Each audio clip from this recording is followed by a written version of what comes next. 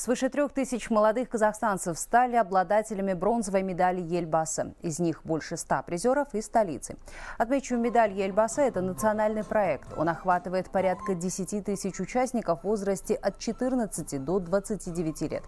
Перед стартом они должны выбрать бронзовый, серебряный или золотой уровни и начать программу длительностью от 6 до 18 месяцев. За это время молодые люди развивают свои навыки в 7 направлениях. Среди них спорт, чтение книг и волонтерство. Я прошла весь марафон медали Елбасы, то есть бронзовый уровень. Он длился 6 месяцев. Эти 6 месяцев прошли очень интересно.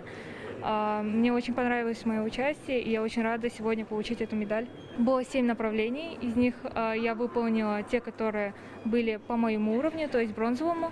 Читала книги, занималась спортом, занималась своим талантом, то есть фотографированием.